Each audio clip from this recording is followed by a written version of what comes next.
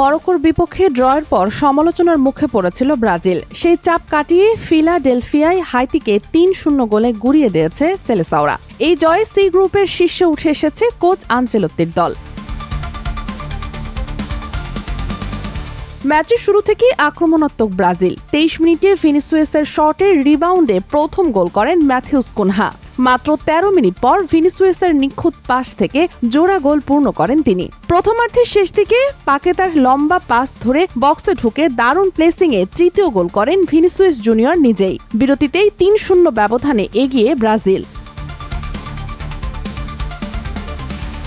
দ্বিতীয়ার্ধে আরও গোলের সুযোগ তৈরি করলেও ব্যবধান বাড়াতে পারেনি ব্রাজিল। একটি গোল অফসাইডে বাতিল, আরেকটি শট লেগেছে পোস্টে। তবে হাইতি দ্বিতীয়ার্ধে লড়াকি পারফরমেন্স দেখিয়েছে। ব্রাজিলের রক্ষণভাগকে একাধিকবার চাপে ফেলে দেয় তারা। গোলরক্ষকও একটি গোল লাইন সেভ সহ কয়েকটি নিশ্চিত গোল আটকেছেন।